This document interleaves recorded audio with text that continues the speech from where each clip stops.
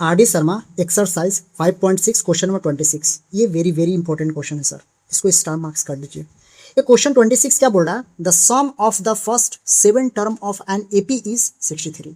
यानी first 7 term का जो एपी जो है ना सर वो 63 दिया हुआ, and the sum of its next 7 term is 161। और आपसे बोल रहा है कि 28वां टर्म जो है ना 28वां टर्म कैलकुलेट करिए एपी का, ठीक है ना। मतलब ये क्या बोल रहा है, तो पहले सॉल्यूशन लिखते हैं, क्या बोलना चाह रहा है। ये इंपॉर्टेंट क्वेश्चन है, ठीक है ना। और ये लैंग्वेज थोड़ा सा मतलब डिफिकल्ट है, लेकिन डिफिकल्ट लैंग्वेज होगा नहीं, आसानी से इस क्वेश्चन को समझा देंगे, ठीक है ना। अब ध्यान दीजिएगा, इसको पहले लेट कर लेते हैं sir. Let the first term of an AP को आप ए लेट कर लीजिए सर, एंड कॉमन डिफरेंस को डी लेट कर लीजिए। गिवन क्या है सर, एस 7 का वैल्यू दिया हुआ सर 63, लेकिन यहां से क्या बोल रहा है, यहां से लैंग्वेज बदल जाती है sir. And the sum of next 7 term 161। मतलब ये क्या बोलना चाह रहा है, जैसे कि ध्यान दीजिए, नेक्स्ट 7 टर्म का मतलब क्या है। सपोज दैट कि मेरे पास 1 + 2 + 3 + 4 + 5 + 6 + 7 + 8 + 9 + 10 + 11 + 12 + 30 + 40। मतलब यहां से लेकर यानी 7 टर्म, यहां से यहां तक ये फर्स्ट 7 टर्म है सर। फर्स्ट क्या है, यहां पर जो दिया हुआ है सम ऑफ फर्स्ट 7 टर्म, इसका वैल्यू दिया हुआ सर 63 दिया हुआ सर, ठीक है ना। इसका वैल्यू 63 दिया हुआ। नेक्स्ट 7 टर्म ये वाला वैल्यू सर, ये वैल्यू कैसे फाइंड करेंगे। ये मत सोचिएगा कि 8 से जोड़ दीजिएगा, नहीं, गलत हो जाएगा सर, ठीक है ना। यानी इसका वैल्यू कैसे फाइंड होगा, ये टोटल जो है सर, ये टोटल है, ठीक है ना। ये टोटल कितना है हमारा 14वां टर्म तक है, यानी कहाँ तक है सर, 14वां टर्म तक। लेकिन हमको ये वैल्यू नेक्स्ट वाला चाहिए, 1 से लेकर 14 तक हमारा 14वां टर्म है, सम टू 14 टर्म तक है। लेकिन हमको ये वैल्यू चाहिए नेक्स्ट, यहाँ पे क्या लिखा हुआ, सम ऑफ इट्स नेक्स्ट 7 टर्म। हमको 14 नहीं चाहिए सर, हमको नेक्स्ट 7 टर्म का वैल्यू फाइंड करना है। तो यहाँ से लेकर यहाँ तक कितना है सर, 14 है सर। अगर हम ये टोटल में से अगर इसको हम रिड्यूस कर देते हैं तो क्या ये मिलेगा सर, हाँ मिलेगा। यानी टोटल में से अगर इस टर्म को, ये जो हमारा S7 है, अगर हम इसको घटाएंगे, मान के चलिए इसको हम x मान लेते हैं, इसको हम x मान लेते हैं सर। टोटल क्या है सर, टोटल हमारे पास 14 है सर, टोटल हमारे पास 14 है। अगर हम इस 14 में से S7 को घटाएंगे, क्या मिलेगा सर, x का वैल्यू मिलेगा सर। तो हमको x का वैल्यू क्या चाहिए, यही चाहिए था।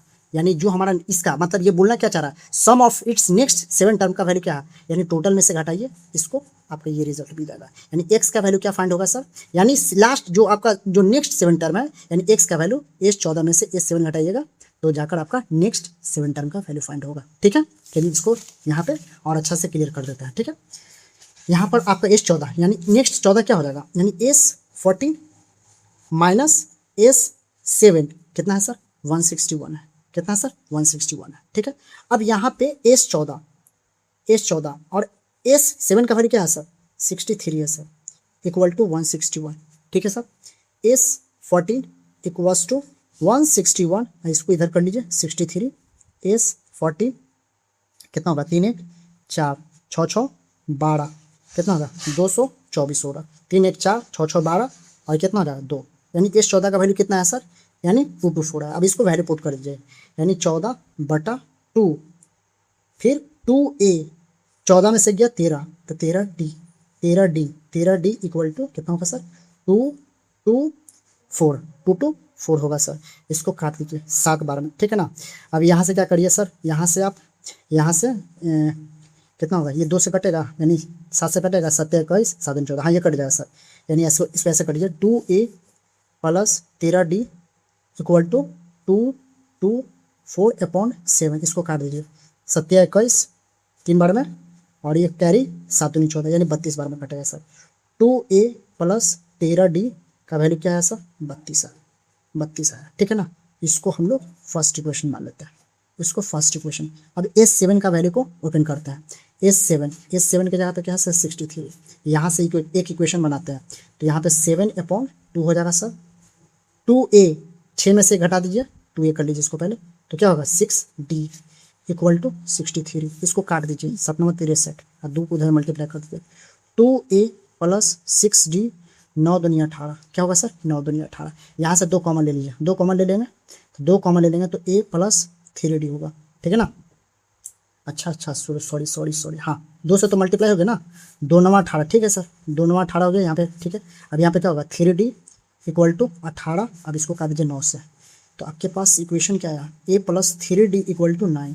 यहाँ a का कोफिशिएंट 2 है, यहाँ a का कोफिशिएंट 1 है, तो इसमें आप क्या कर दीजिए एलिमिनेशन मेथड को अप्लाई कर दीजिए, ठीक है। इसको 2 इक्वेशन, यानी फर्स्ट इक्वेशन के a का कोफिशिएंट 2 है तो इसमें सेकंड इक्वेशन में 2 से मल्टीप्लाई कर दीजिए, और सेकेंड इक्वेशन जो है, सेकेंड इक्वेशन का a का कोफिशिएंट कितना है 1, उसको हम लोग फर्स्ट इक्वेशन में मल्टीप्लाई करेंगे सर।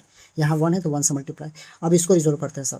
ये 1 से मल्टीप्लाई करेंगे तो पूरा वही वैल्यू आएगा, तो यहाँ से क्या होगा sir 2a plus 13d equal to 32, इसको 2 से मल्टीप्लाई कर दीजिए, 2 से मल्टीप्लाई करेंगे तो कितना होगा 2a प्लस कितना हो जाएगा 3 दूनी 6, 6d,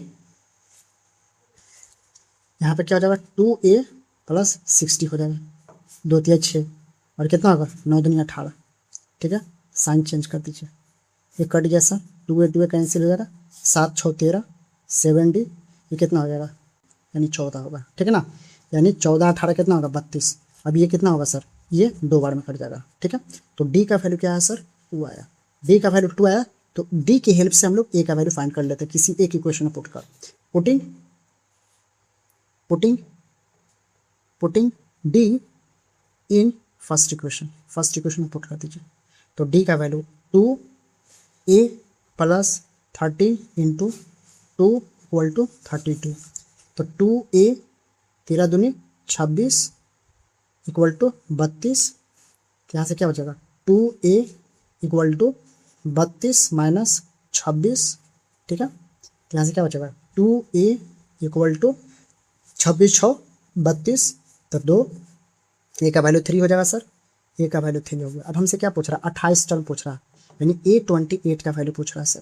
a28 का मतलब क्या हुआ a27d, तो a28 a का वैल्यू क्या है सर, a का वैल्यू हम लोग फाइंड किए 3 और 27, और d का वैल्यू क्या है सर, d का वैल्यू है 2, तो a28 का वैल्यू निकल कर आएगा 3 27 दूनी 54 और 54 3 57, तो a28 का वैल्यू क्या होगा 57, ठीक है।